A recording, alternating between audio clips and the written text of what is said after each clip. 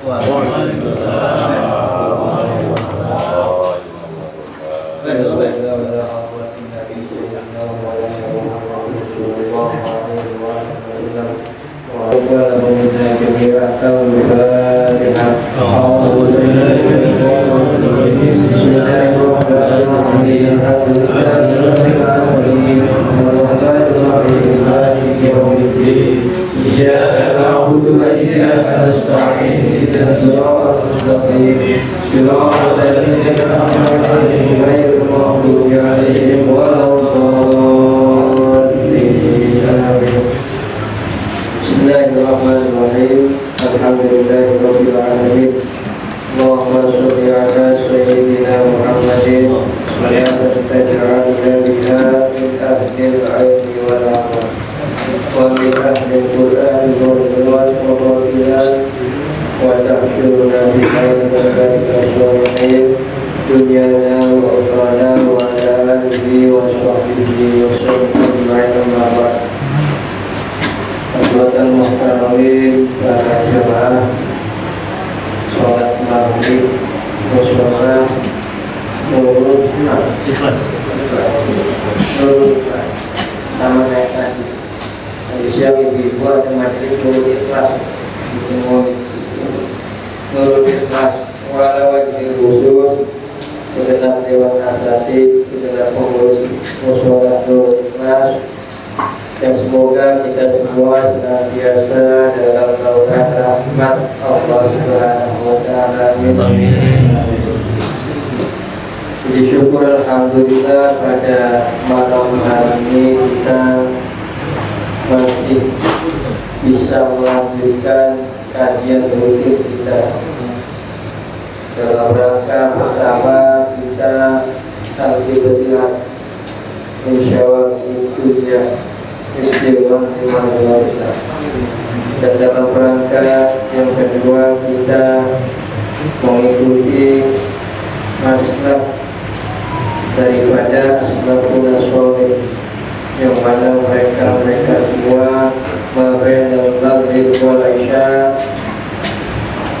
semuanya senantiasa mereka tidak berkecimpung dengan kerjaan tetapi berzikir kepada Allah Subhanahu wa Ta'ala bi'ayyi wasilatika, dengan apapun wasilah zikirnya. Semoga pertemuan kita bisa menjadi wasilah dalam Allah memberikan ridhonya kepada kita, mencurahkan limpahan anugerah, kemanfaatan, keberkahan, pertolongan, perlindungan, keselamatan, kelancaran urusan baik untuk kita, keluarga kita, putra putri kita maupun untuk lingkungan kita. Amin amin ya rabbal alamin. Kita lanjut bahasan kita terakhir. Kita sedikit membahas tentang apa itu yang dinamakan dengan al-hadis, sehingga ketika kita mendengar sebuah sabda baginda Rasulullah SAW dan kita mengetahui juntrungan atau dari mana riwayat itu bersumber, maka kita tidak ragu lagi bahwa itulah yang dinamakan hadis secara makna istilah. Itu ma'udhifa ila Nabi sallallahu alaihi wasallam min qawlin aw fi'lin aw taqririn. Segala sesuatu yang disandarkan, yang dibantahkan, yang dirujukkan, yang bersumber dari baginda Rasulullah sallallahu alaihi wasallam, baik berupa ucapan beliau atau perbuatan beliau atau ketetapan beliau. Ulama-ulama ahli hadis menambahkan au sifat khuluqiyatil kalam au khalqiyah, atau yang terbentuk sifat dan perangai beliau, baik dari sisi akhlak perilakunya maupun dari sisi bentuk postur tubuhnya. Itu ulama hadis. Kalau ulama-ulama ahli usul fikih yang biasa melakukan urusan-urusan hukum, maka sampai ketetapan selesai. Ucapan, perbuatan, ketetapan yang itu sumbernya dari baginda Rasul, itulah yang dinamakan hadis. Tapi permasalahannya adalah apakah semua hadis itu nanti akan bisa diterima sebagai damper dalam menentukan hukum halal dan haram? Ternyata tidak. Jadi enggak sembarang hadis itu bisa diterima absahannya, kuatannya ketika berbicara tentang hukum dan ketika berbicara tentang yang namanya akidah. Tapi kalau berbicara tentang fadhailul a'mal, misalkan ada kita dengar, kita mungkin kalau Jumat itu sudah dapat apa namanya bulan Jumat. Kata di situ juga ada hadis Rasulullah SAW bersabda, siapa orangnya yang berzikir subhanallah bihamdi subhanallah maka akan Allah berikan dalam itu namanya mimbar fadil amal, supaya amal-amal ibadah itu bisa senang di amal-amal, sehingga ada angle-angle-nya, ada keutamaannya. Tapi kalau selain fadil amal maka nggak boleh sembarangan. Makanya ada ulama itu mengatakan saking pentingnya keabsahan sebuah hadis, maka yang namanya syarat atau jalur periwayatan dari orang ke orang sampai baginda Rasul ini mereka melakukan penelitian yang tidak sebentar, sehingga kalau semuanya itu aman, tidak ada cacat, orangnya jujur terpercaya, maka itulah yang dinamakan hadis sahih. Kalau ada yang masalah, berarti hadisnya tidak sahih. Kalau bermasalah tapi ada yang menopang, maka menjadi naik jadi hasan. Dan kitab yang kita kaji ini hadis-hadis pilihan yang memang campur.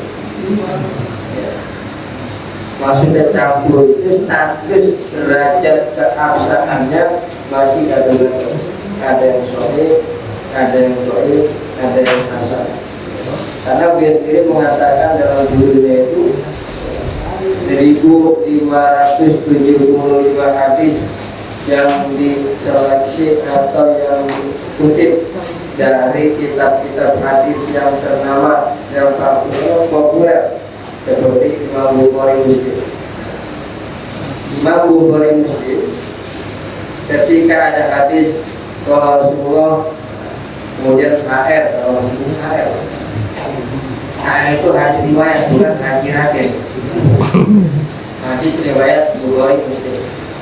Nah itu ulama itu nggak berani nyolek, karena sudah diakui kalau yang riwayat mereka berdua itu sudah dianggap pasti soalnya. Udah nggak boleh. Permasalahannya kalau sudah sahih bisa buat bantalan kita, buat dalil kita. Permasalahannya apakah dalil yang kita ambil ini sesuai pemahaman? Karena kejadian akhirnya geger. Hadisnya riwayat Imam Muslim. Bahkan ditopang dengan riwayat yang lainnya yang menerangkan tentang al-isbal. Isbal itu apa? Isbal itu kita pakai celana atau pakai kain yang menutupi jubah, tapi sampai ngamprak di bawah mata kaki. Hadis ini diambil secara langsung, tidak pakai pemahaman yang akhirnya banyak tukang jahit yang jauhnya nambah karena banyak yang ngomongin celananya. Yang parah lagi itu masuk ke dalam keyakinan, masuk ke dalam kekerahan, kefanatikan, keegoisan. bahwa itu merupakan pandangan yang paling benar. Alasan ini hadisnya sahih. Padahal maksudnya riwayatnya itu banyak. Dalam rangka siapa orangnya yang membreng pakai sarung sampai ke mata kaki ketumit, tapi dia pengen gagah-gagahan, soalnya pengen sombong karena sarungnya BHS baru beli yang terbaru yang harganya 3 juta. Ada ya, kata saya rajin amat kasih menggagal beli jangan sampai beli yang biasa aja lah, kayak kepikiran dalam rangka sombong. Itu yang bakal nanti akan mendapatkan sisa di akhirat. Hadisnya semua, tapi pemahamannya nggak mau nengok ke para ulama. Ini bermasalah. Termasuk juga di sini ada Imam At-Tirmidzi yang punya kitab Al-Jami' As-Sahih di Tirmidzi. Sama dalam kitabnya itu juga masih campur. Ada juga Imam Nasa'i, Ibnu Majah, Abi Daud, Kutubus Sittah, dan juga dikutip dari kitab Al-Muwatta. Al-Muwatta itu kitab hadis karya Imam Malik bin Anas, gurunya Imam Syafi'i. Sebelum Imam Bukhari bikin kitab Sahih Bukhari, Imam Malik sudah bikin kitab hadis namanya Al-Muwatta. Sehingga para ulama pada zaman dulu mengatakan Muwatta itu rujukan kitab hadis yang sahih. Dan pertama kali satu-satunya kitab yang mengumpulkan hadis-hadis seperti ini. Dulu abad ke-1 Hijriah masuk kedua. Sebelum Imam Bukhari memulai abad ke-3. Maka Imam Malik bin Anas. Jami' Shaghir wal Jami' Kabir Imam Suyuti. At-Targhib wa Tarhib bil Mundhir. Ini juga hadis tentang motivasi dan ancaman membuat hadis-hadis yang tidak sahih. Bahwa ini ada riwayat-riwayat yang lainnya. Sehingga semoga dalam kita memahami hadis-hadis ini minimal ya kita ngerti siapa perawinya dan bagaimana statusnya. Kita lanjut bahasan kita. Bismillahirrahmanirrahim. Wa bi sanadil muttasil al-malik wa bihi wa ilaihi qol itti al-ma'ruf wajtani bil munkar. Hadis yang kedua, harful hamzah itti al-ma'ruf wajtani bil munkar. Datangin atau jabanin, bahasa kita jabanin